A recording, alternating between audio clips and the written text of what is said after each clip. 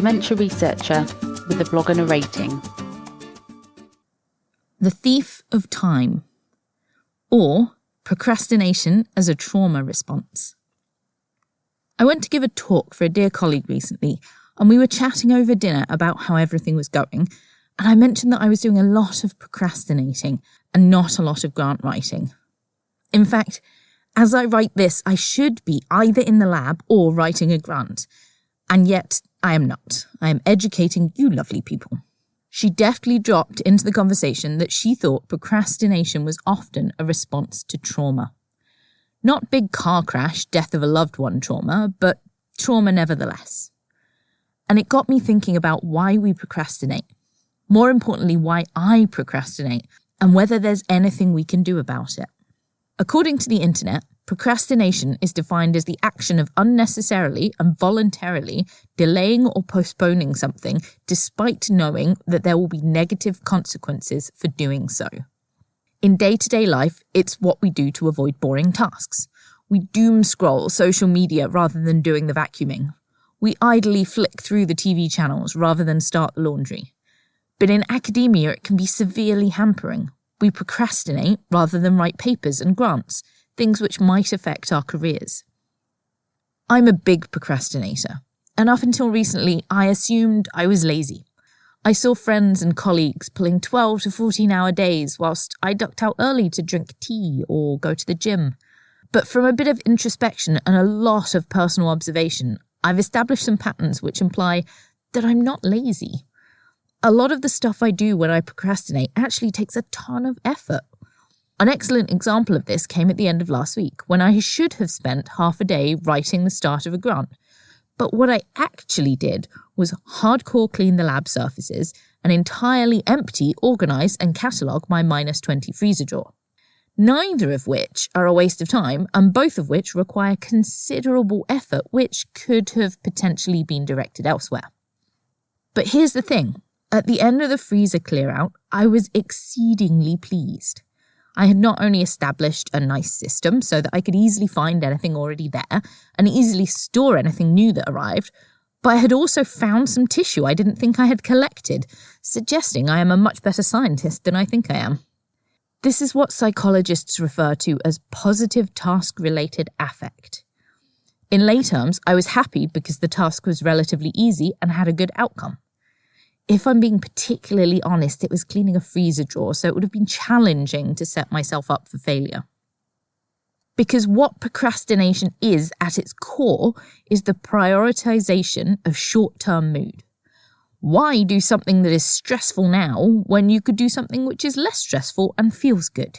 It's all very hedonistic, but not very helpful. For me, grants and papers cause different kinds of procrastination, or at least procrastination with a different root cause. Both require some degree of creativity, and the outcome is unknown. Because the outcome is unknown, and therefore could be negative, the positive task-related affect is uncertain and procrastination may ensue. I have no idea whether this paper is going to be accepted, or this grant is going to be funded. I personally don't find papers that challenging. If you persist and you're a half-decent scientist, papers will be accepted somewhere at some point, so just crack on and write them and see how you do. The knowledge needs to be out there. Where I struggle is grants. As I've mentioned previously, I'm basically doing science in a void, which is inherently challenging, but even more so when you have no idea whether your ideas are good. You're putting together a collection of ideas that might be terrible to go out to a funding body who might also think they're terrible. It all feels very much like luck and factors outside your control. As you can imagine, positive task-related affect for grant writing is low. But there are a ton of things beyond short-term joy which might contribute to individual circumstances and how and why different people procrastinate. I found a great, if lengthy, article by Dr. Itamar Schatz from the University of Cambridge. In it, Schatz covers many of the things which might cause a person to procrastinate. Things like perfectionism, feeling overwhelmed, anxiety, and fear. More than that, he highlights personality traits like insecurity, low confidence, and low self-compassion, which might also contribute. We're not setting ourselves up for success here, are we? But procrastinating can be useful. My favourite organisational psychologist, Adam Grant, says that while procrastination is a vice for productivity, it can be a virtue for creativity. He advocates for taking time to sit and think laterally about problems. And in research, this is really important. I found someone on Twitter once describing having a dear day with their lab. Drop everything and read.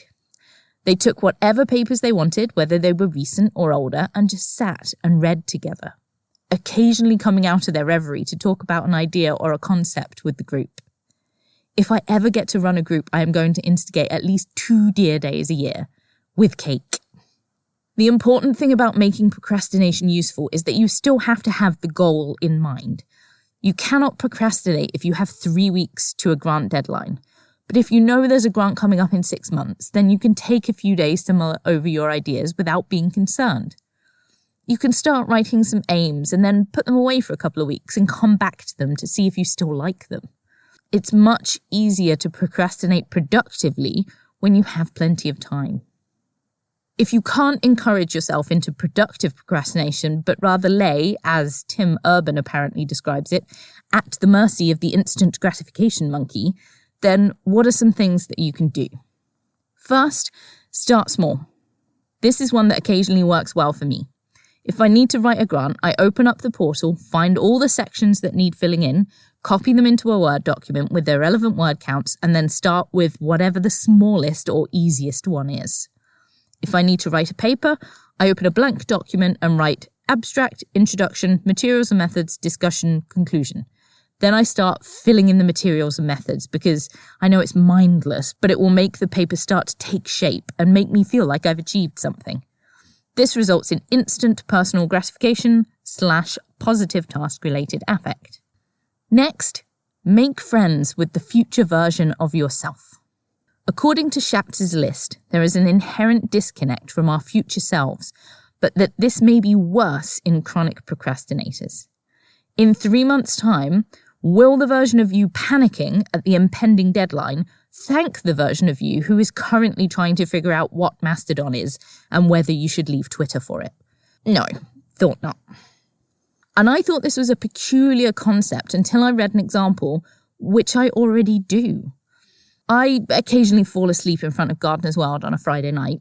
You knew I was that exciting already. Waking up at midnight to try and schlep to bed before the sleep wears off and I'm wide awake.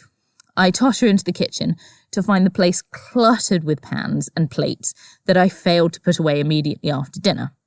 And I pretty much always forego the sleep to tidy up because I know I'll be annoyed if I come down to it in the morning. I'm showing compassion for my morning self who has better things to do, like making pastries and walking the dog. So all I need to do now is realise that in 3 months' time, if I haven't started that grant, I will be annoyed, and that I really should start cleaning the scientific pans now so the proverbial kitchen of my mind is ready for breakfast. Deep, right? Thank you for listening.